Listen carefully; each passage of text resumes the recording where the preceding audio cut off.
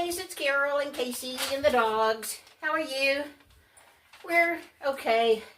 I know I'm getting sick and Casey's still sick, but we're going to do this gingerbread cake. We're going to make one at my house, and then if she likes it, she's going to make one to take to her dad's for when they get together for Christmas. This was from hostessheart.com, gingerbread bundt cake.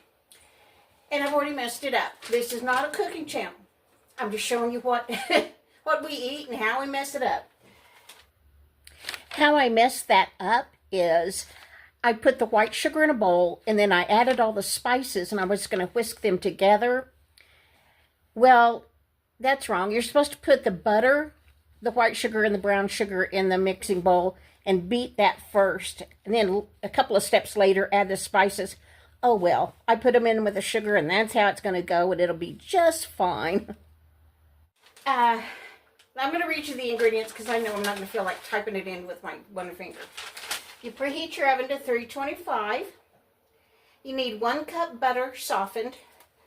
How we softened it is, this is a cornmeal dish. We put water in it, got it boiling in the microwave, dumped the water out, put my butter in, and had this plate sitting on it to hold the steam in to get it softened because I forgot to get it out of the fridge. Then you're going to need 1 cup of sugar, which I put in this little bowl. I was trying to get stuff ready, like a cooking channel, but I should not have. Anyway, 1 cup of sugar, 1/4 cup of brown sugar, 2 eggs, 1 teaspoon vanilla, 1 teaspoon ginger, 2 teaspoons cinnamon, 1/8 teaspoon of nutmeg, that is just a smidgen, and 1/4 teaspoon of salt. If your butter was unsalted, if it's salted, I reduce that to 1/8. Then you need 1/2 cup of molasses, 2½ cups of flour, 1 teaspoon baking soda, 1 teaspoon baking powder, and 1/2 cup of milk. Now, what I was supposed to do, well, first you grease your Bundt pan. You can, do this with butter and flour if you want to. I haven't done that in years. I like to do the spray. But you want to get in every single crack and crevice in here. Especially on this part, you want to spray that really well. Make sure you got it everywhere. If you don't, it's not going to come out very good. All the way up to the top. Okay. That always takes my breath away. Okay. Next thing you're supposed to do, it says in a large mixing bowl with the butter and the sugar 3 to 5 minutes. I'm going to do that in my mixer. Then you add the eggs and vanilla and beat that a little bit. Then you add the spices and the molasses. Well, I already put my spices in with my sugar, so we're going to beat it. We're just going to do it. The pieces to the mixer are down there in the back. I rearranged my kitchen cabinets in case you didn't know what I did with stuff. Okay, so I'm going to put the sugar and the butter and the brown sugar in that bowl, and I'm going to whip it up. Just a second. Okay, this is our brown sugar, white sugar, and the butter mixed up, and then we also added molasses and the seasonings. And now we're ready to do the flour part. Casey's doing the mixer part for me. She's scraping the paddle right now, and then we're going to put it in the Bundt pan. While she was doing that, you put in half the flour with your sugar mixture, butter, sugar mixture. You put in half the flour, beat that, and then you put in 1/2 cup of milk, and then you put in the other half of the flour. While she was doing that, I measured out 1/2 cup of milk, dropped it because I drop everything, and right there is the end of my kitchen, and then it's the dining room, and the dining room's carpet. So where do you think the milk went? Oh yeah, in the carpet. I tell you, I'm an accident waiting to happen. And I'm real shaky. I have been for a couple of years. I'm going to show you a tool I bought to help with that in a minute, not right now. Casey's putting the batter into our Bundt pan. It's really thick.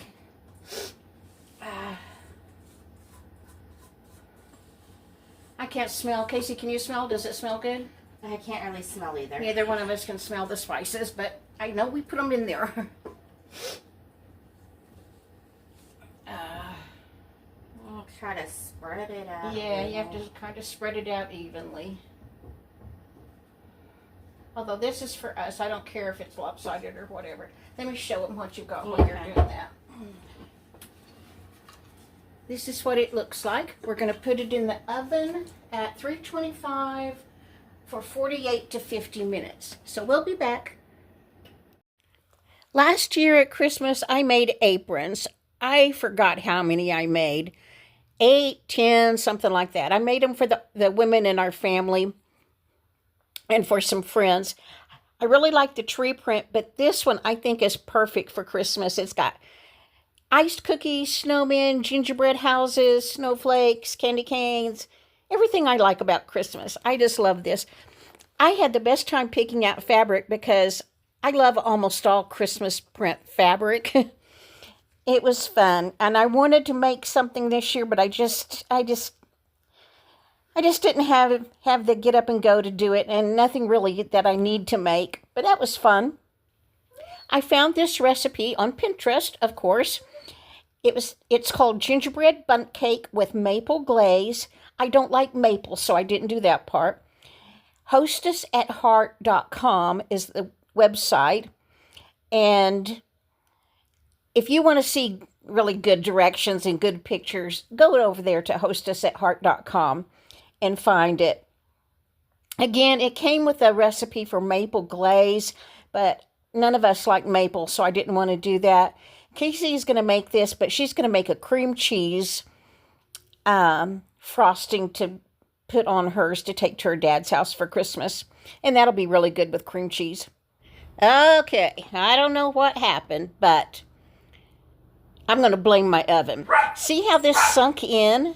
And it's really pulled away from the sides of the pan, which is nice, but those edges are real crispy, and it cooked 15 minutes less time than it was supposed to. My oven is wacky. It has always been wacky.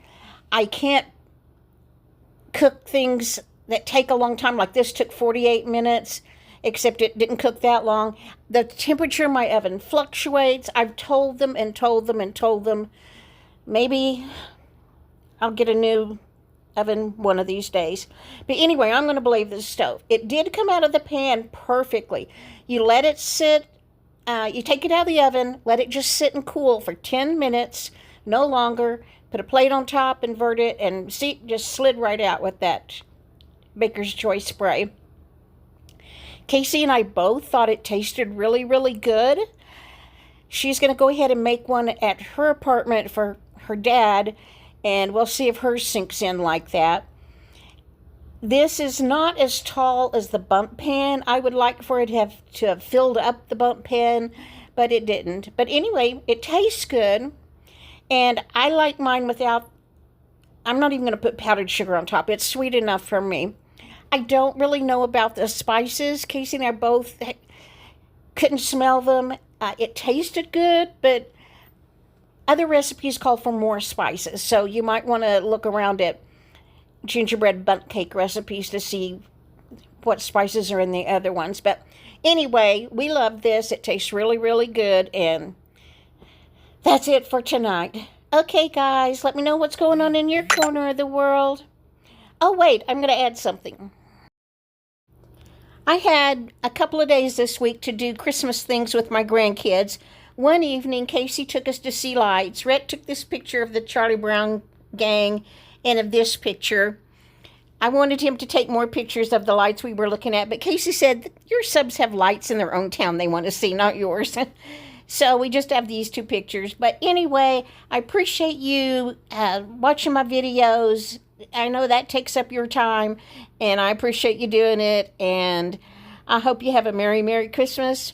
I'll see you before Christmas, I bet. I better make another video, but in case I don't, Merry Christmas. Bye. Let me know what's going on with you.